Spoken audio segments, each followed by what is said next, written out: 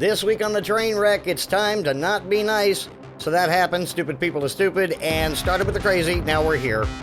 Hey, you sick, twisted freaks, it's Roley.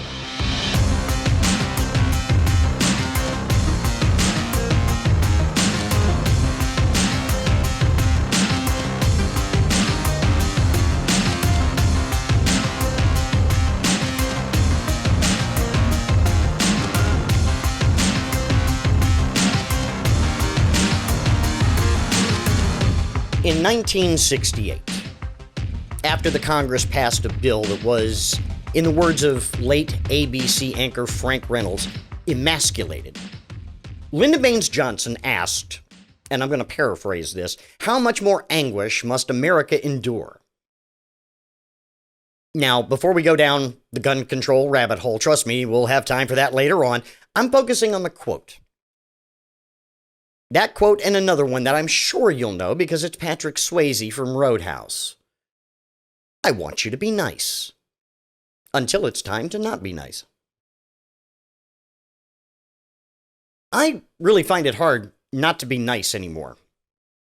Here's another quote for you. Keanu Reeves. I'm at that stage where I stay out of discussions. Even if you say 1 + 1 = 5, you're right, have fun.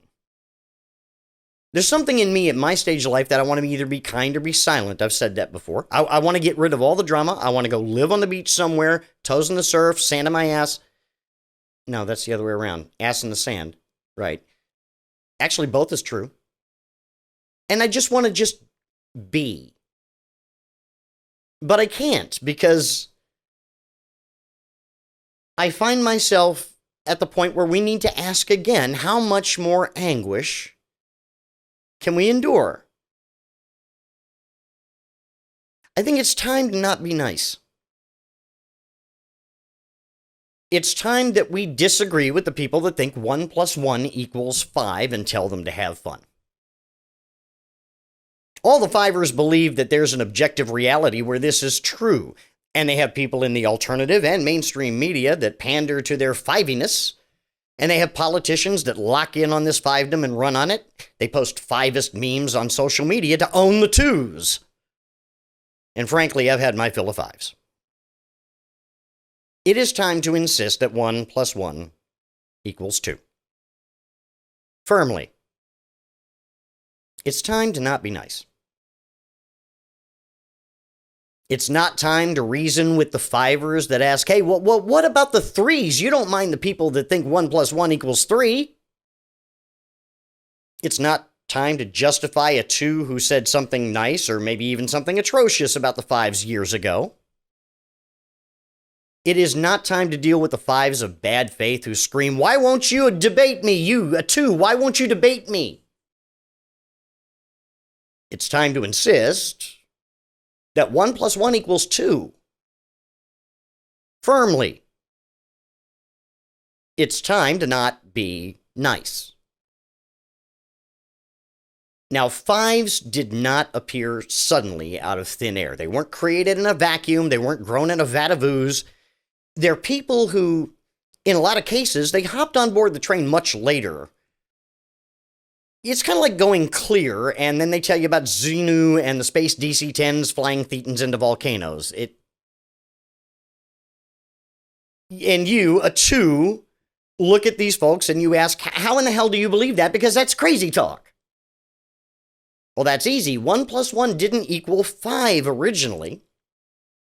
You see, back in 1968, they found time while Mayor Daley was out there preserving disorder to just bump it up a little bit, and it equaled 1.1 back then. And little by little, they bumped it up just a tad every year until they got caught with their hand in the cookie jar in 1974, and they had to reset. And 1 + 1 was 2 again for a little while, until 1981, when they found a guy who was really good at making people believe 1 + 1 was whatever he wanted it to be. And we went along with that because mostly whatever 1 + 1 was at the time, this guy had a way of making us feel really good about it. So we didn't notice what those little bumps were doing to some of us. And these little bumps continued until somebody with a U-Haul truck and a belief that God told him that 1 plus 1 was 2.5 blew the front off a building. And yeah, that was the quiet part out loud. So they shut up for a little while. Things quieted down for a bit. But then something happened. One of the guys that got ejected in the Great Reset of 1974 decided he wanted to create a platform for all the folks that know that 1 plus 1 was whatever we say. And if you don't believe that, you're too stupid. TWO, stupid. They made up a nice little nickname, Too Stupid. So if you're being too stupid, you have mental problems. Being too stupid is a mental disorder. You know, you might even be what's destroying this country. And over the years, that number has been growing and growing and growing until some guy who deals with more zeros than anything else got elected president, getting people to believe that 1 plus 1 is 5. And now you see how things start small and snowball. And they get crazier and crazier, and the people get more and more zealous, and it's time to insist that 1 plus 1 equals 2. Firmly. It is time to not be nice. Now, I don't want to be an asshole. I don't want to cancel anyone. I don't want to belittle anyone. I don't want to own the fives. As my dad used to say, you've got the right to be wrong, but you also have the responsibility of what being wrong means. And that is where the proofing meets the problem, and that's twofold. First, the fives believe there's no consequence for believing 1 plus 1 equals 5. And there is. 2 trains leaving Chicago? No, it's different. Second, and this is much more important, there are more 2s than 5s. Objectively, there are more 2s than 5s. A lot more. And it is time to insist that 1 plus 1 equals 2. It has always equaled 2. It is 2 today, and it will always equal 2. Not maliciously, not condescendingly, but kindly and firmly. Because at long last, it is time to not be nice. Next up, So That Happened, you're listening to Roley.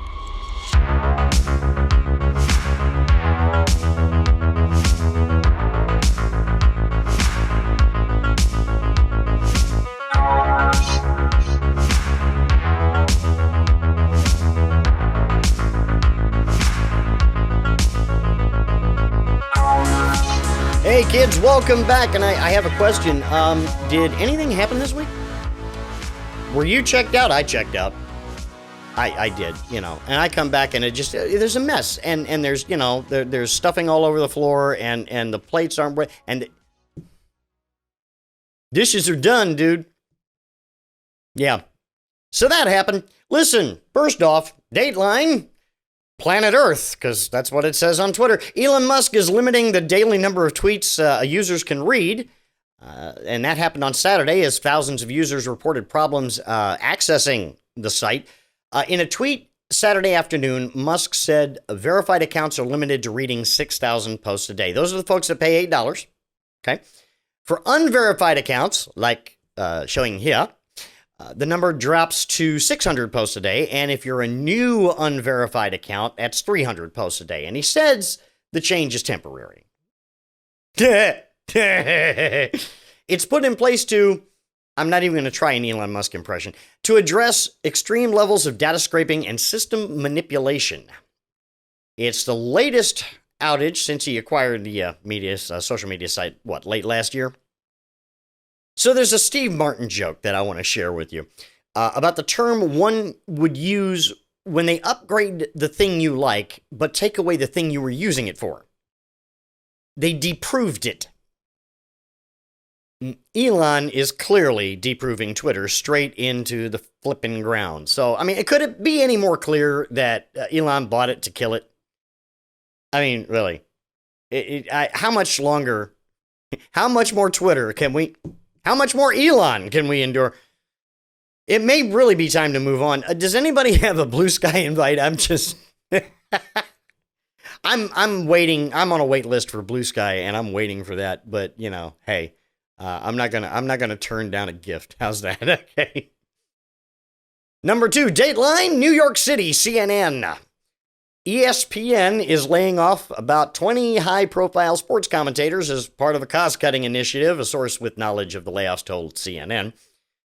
Among those let go, I don't believe this, really, honestly. Max Kellerman, Keyshawn Johnson, Jeff Van Gundy, Jalen Rose, and LaFonso Ellis. Susie Colbert also announced that she'd been laid off. That was the most surprising to me, really.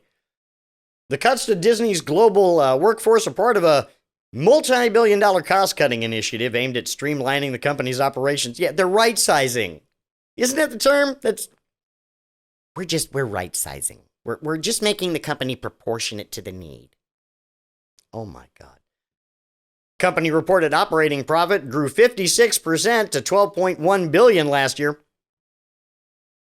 Just saying. ESPN said in a statement, given the current environment, ESPN is determined it necessary to identify some additional cost savings in the area of public-facing commentator salaries. So ESPN has a salary cap. Who'd have thunk it? I mean, Colbert's been there for 30 years, and man, you did her dirty. 27 years, right? Almost 30 years. You did her dirty, man. Worst of all, the most annoying man in television got to keep his job. Did you guys watch the match of the day when Gary Lineker was suspended and it was all just highlights and commentary? Did you think that was a good look? Did you think that was a great idea? Sportscaster hosted by Chad GPT. Yeah, that's a great look for you. Looking forward to it. Ratings gold. Jesus. Item number 3, Dateline, UPI. More than 1,300 people were arrested and 79 police officers were injured overnight Saturday as anti-racism protests surged across France for a 4th consecutive night.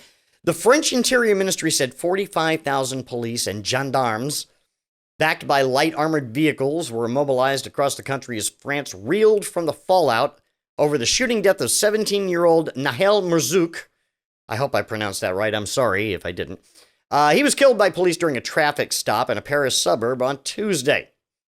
Authorities said the French National Police... I'm sorry, I have Inspector Clouseau in my head. I'm so sorry. And the Paris Police Prefecture were also mobilized overnight to maintain and restore Republican order and to counter offenses and disturbances, and Clouseau will not go away. I'm sorry. Chief Inspector. President Emmanuel Macron postponed a planned state visit to Germany scheduled for Sunday to deal with the continuing violence. Now, look, we all rag on the French, but, I mean, dude, nobody riots like the French, okay? Here's what it's like. It's like you're an old married couple, okay? And the guy just has decades of passive-aggressive, yes, dear, bottling up anger, and one day she says you're using the wrong fork, and the next thing you know, you've caused $50,000 worth of damage at the IHOP. Like that, just much bigger, you know? Buckle up, kids. It's going to take a minute. And on a related note, come here. Let's just talk. It's you and me now, okay? Can we just be nice to Canada? Eh? Can we do that? Because the day they snap, I mean, it's been a long time. They just had Canada Day, so they're feeling pretty, patriotic. The day they snap, it's going to rain blood and Timbits for days. Do you want to be? I don't want to be here for that. Do you want to be? Let's be nice, eh? Stupid people are stupid. Coming up next, you're listening to Roley.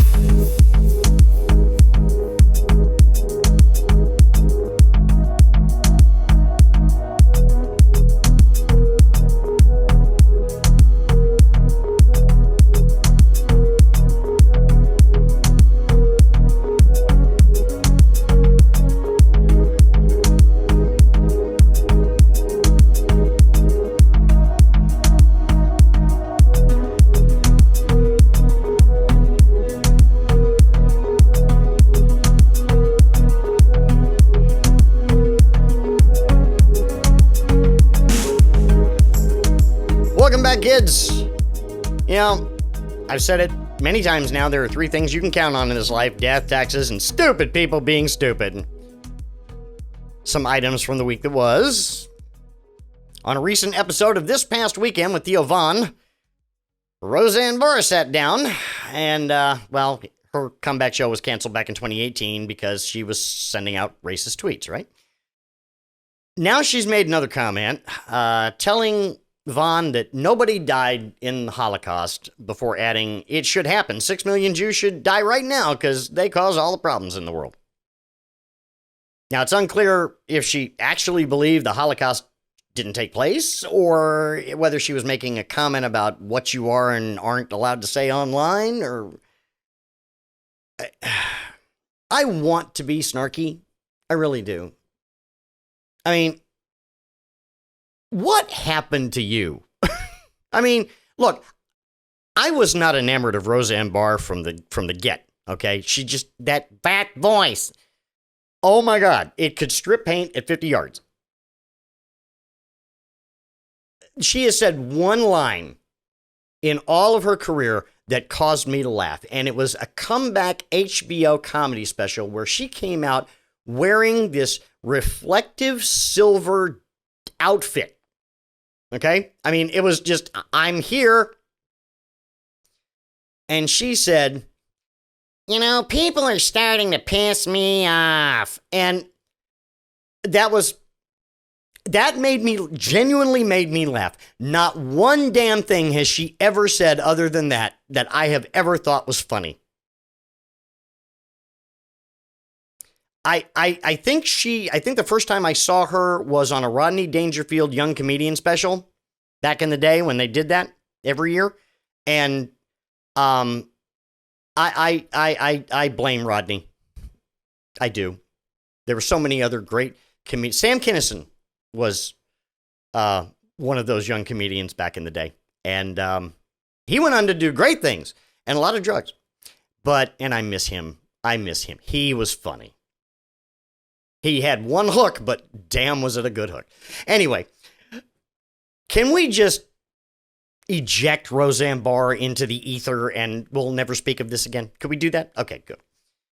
Number 2, no dateline on this, but another one. Can we talk about Andrea Mitchell? Someone needs to check on Andrea Mitchell. Honestly, she's been around for about 50 years. She's 76 years old, and she thinks Biden is too old to be president. Never mind that the other front runner for the race is 77. Biden, for the record, is 80. Also, for the record, I remember how quaint it was that Ronald Reagan was 69 years old on Inauguration Day in 1981. But somebody needs to check on Andrea Mitchell, okay? I mean, it cannot be easy keeping track of a 97-year-old husband and wondering what part of Galt's Gulch he's in today and staying awake. It also can't be easy keeping track of your point when you get word salad sidelined so goddamn always. I mean, have you listened to her at noon on the MSNBC? You could be forgiven for not, because I can't anymore. A good 10 minutes of the show is the first question. I'm exaggerating, but I mean, she gets lost in the middle and she comes back, and I promise you, if I was ever a guest on that show, I would never make it. No way. I would be asking them to repeat the question so often they would never invite me back, because I just get lost in the middle of it. And I don't generally shout at my TV, but somewhere in the middle of her questions, I'm asking for the sweet release of death. So please, for the love of God, can somebody go check on Andrea Mitchell, okay? Finally, again, no deadline on the third item, but I would like to talk to you, the recently restricted daily users of Twitter. But anyway, hi, it's me. Are you guys okay? I'm asking because I feel like I need to say this. Again, come here, listen to me, okay?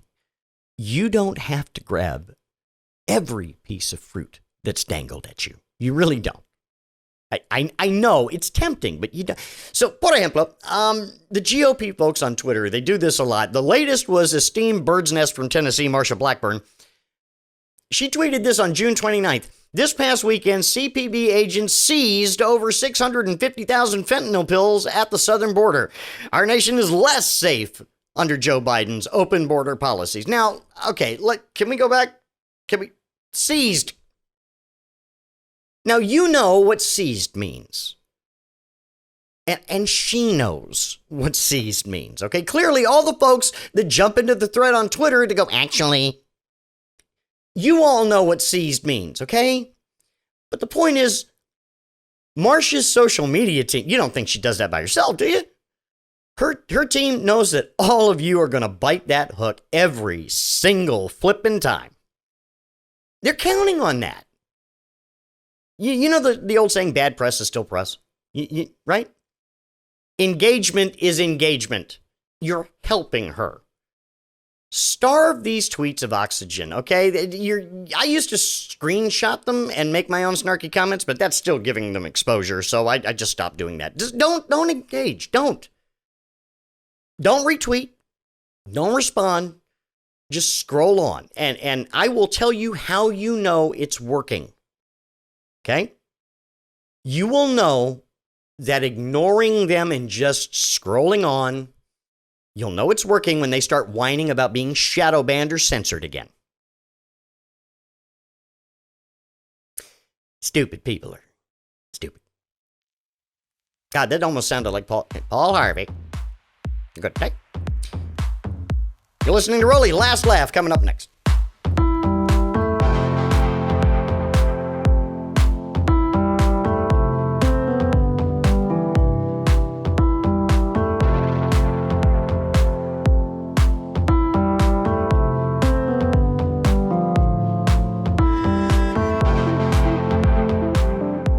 Welcome back, kids. Hey, listen, I'm going to put Alan Bubba away for this week.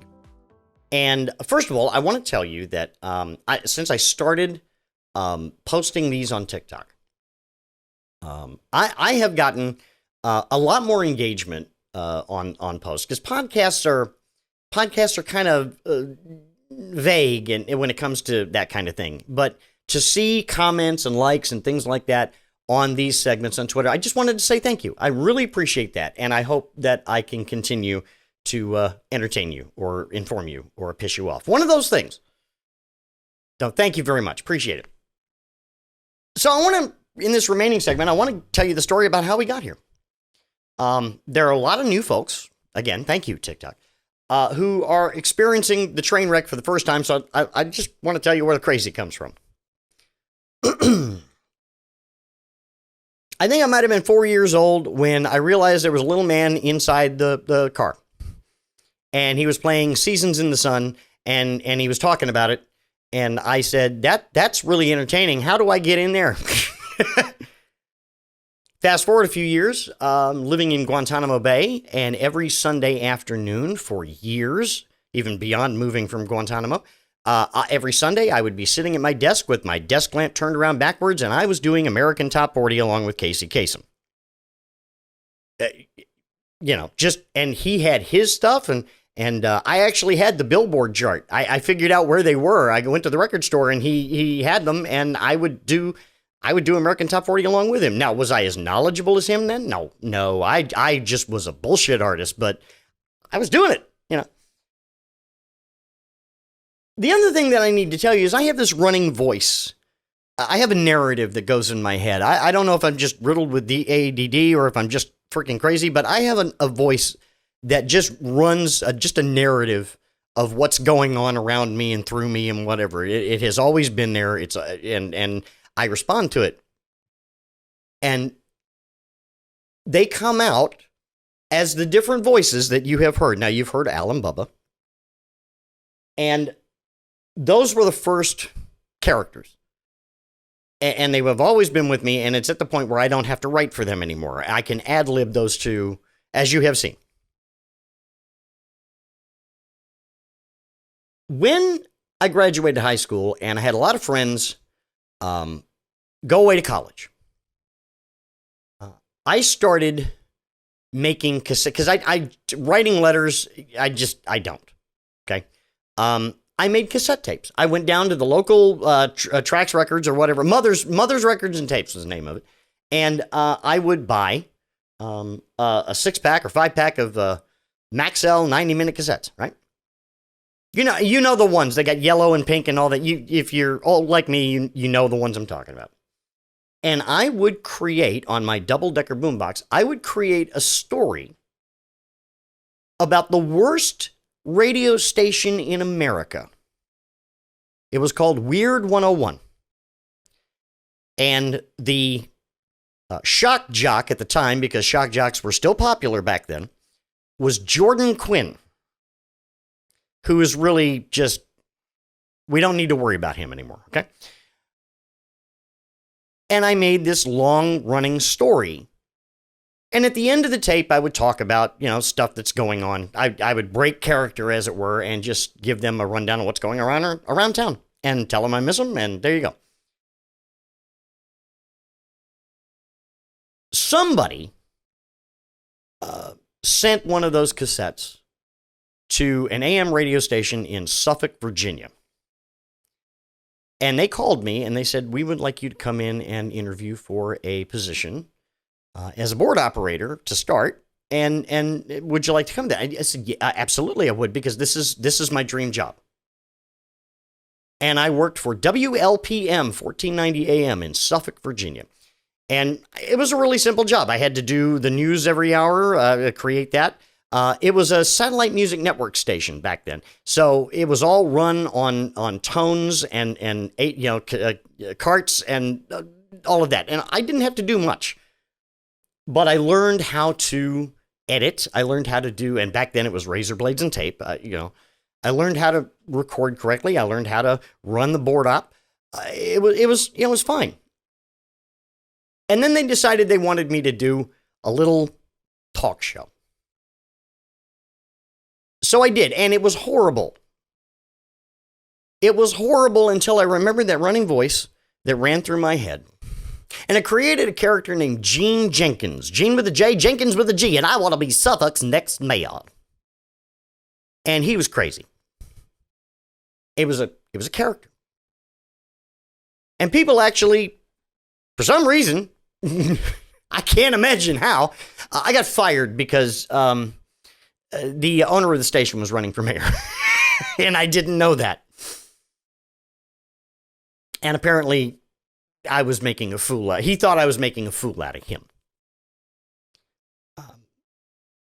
I kind of hopped around for a while, but then, I got married and I had kids and I ended up getting a respectable job. Several, actually. And I never got back into radio after that because radio had started changing. It is to what it is today, which is basically a jukebox with no soul. But podcasting was an opportunity. And 2006, I started, we got to go back a little bit. Late 1990s, 2000, I created something called the Left of Center Inner Network. I had a bunch of podcasts, radio shows. It was internet radio at the time. You would log into my website and you just hit the listen button and you would hear what I had served up for that time segment, 15-minute time segment. It was basically an SQL database. But that became very, very hard to maintain. And then podcasting came along, and I said, that is much easier. So we did that. And I have been podcasting of one form or another since 2006. The first show that I did was called The American Smartass. I have done the Left of Center show. I have done the Midlife Creative. I've done a bunch of shows. The left, I was on a station. One of my podcasts was on a station in Vermont, a sports. I called it the Sports Alec, and I created a story about the Manning family that I think is some of the best stuff I've ever written, and just amazing. That happened until Easter one year, and somebody bought the station, and they were like, "Thank you," and I was like, "No problem. I'm good. I'm glad to have had the opportunity." And I was able to close out that chapter in my life on my terms, not somebody else's. I tried to make a go of it as a podcaster full-time for a long time. And you know what? It's just, like I said, it's been gentrified.